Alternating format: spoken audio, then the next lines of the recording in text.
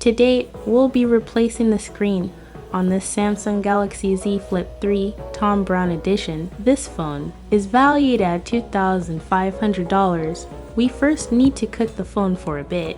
Then we can start removing the back by first wedging a razor into the back of the phone to give us leverage to place our plastic pry tool in. Then, using a little bit of alcohol, we work our way around the entire back to get it removed. Did anyone ever wonder why some Samsung phones have curved display? There really wasn't much of a use for them, and if anything, made the screen easier to break because the sides are a weak point, and it also made them harder to repair the glass for. We then repeat the same process for the top half of the phone. Wedging the plastic pry tool in. And once more using some alcohol, we work our way around the phone.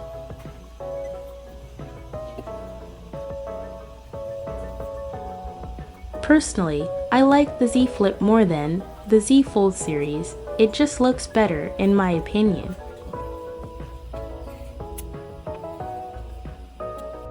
The top half of the back has a screen attached to it, so we first have to carefully disconnect the screen before accessing the internals of the phone. The cable is secured behind a plastic covering, which we can pry up to get to the cable. And that's the top half. Here's that plastic covering. Now we can begin removing all the screws on the phone and disconnecting the battery.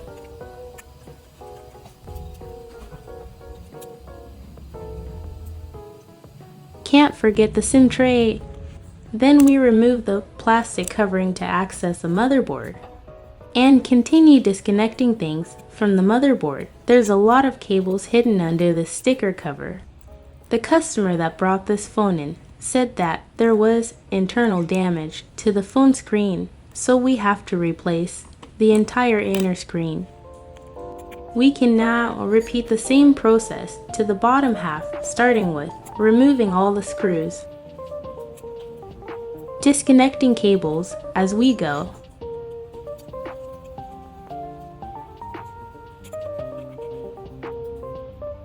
Let's now remove the wireless charging coil. Onto removing this plastic covering next. This one holds the bottom half of the motherboard, which has the charging port and other things.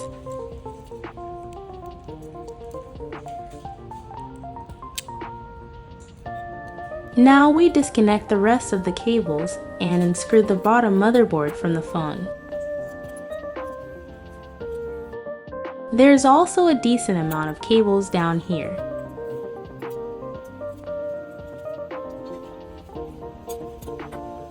Now it's time to remove the bottom and the top motherboard from the phone.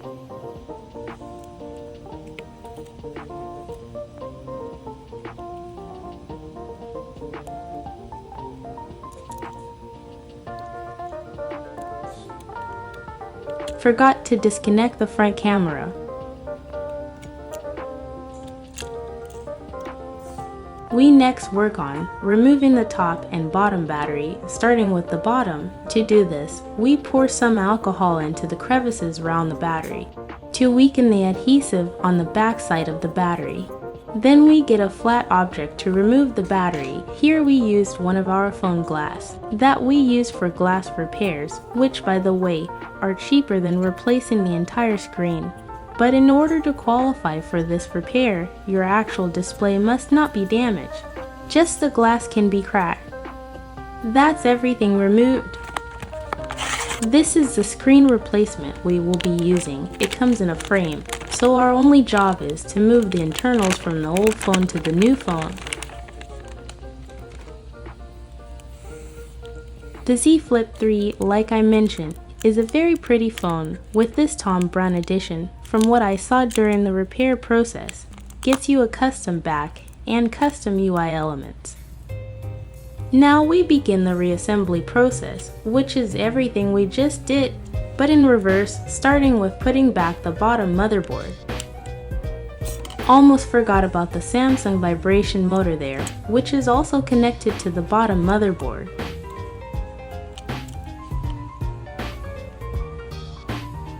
Now we screw in the bottom motherboard.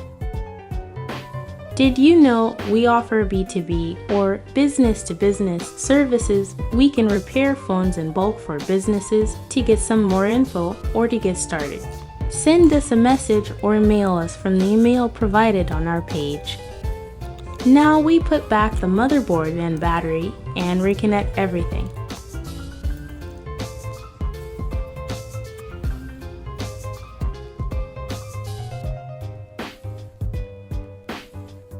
Don't forget to plug in the doohickey, the thingy-mabob, the gabagoo, the 5G antenna.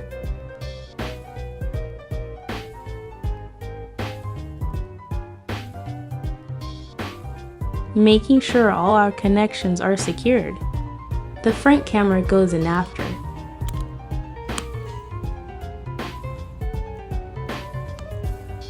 And finally, before we can test the new screen out, let's also plug in the back screen to test that as well. And the moment of truth, what happened to the screen? Just kidding, that got me as well. That was some of the custom UI elements I mentioned before. This one is a custom booth screen. When I first saw it, I thought we received a defective screen, because those lines are similar to lines you would get with a damaged display. To protect the customer's privacy, we blurred their screen. But we did test all the phone's functionality, including cellular data, by using one of our own SIM cards. Now that we confirm everything works like normal, we can put some adhesive onto the battery to secure it in place like how it was before. Same treatment for the top battery as well.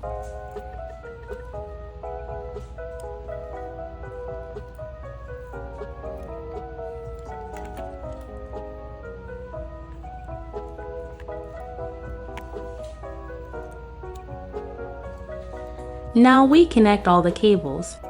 I know I've said this a couple times already, but this phone really is pretty. It's very sleek and compact and feels like a normal phone when you open it, not at all bulky like the Z Fold at all. Putting in the last couple of plastic coverings and screwing everything down.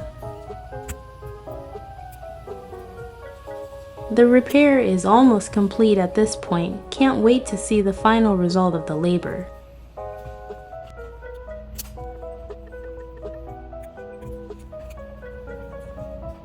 We now apply our own glue on top of the glue that's already on the back to create a tighter bond between the frame and the back of the phone, putting it in all the places where the original glue was.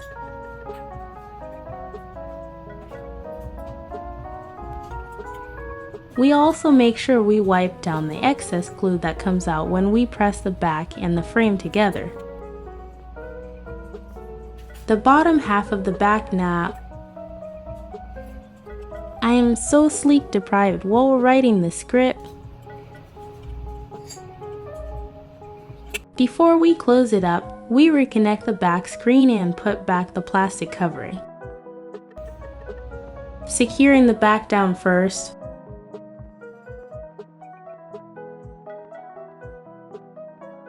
Before clamping it all down to make sure the back is properly aligned and tight to the frame while the glue dries and does its job.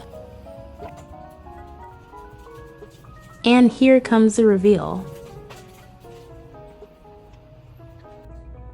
Get as new.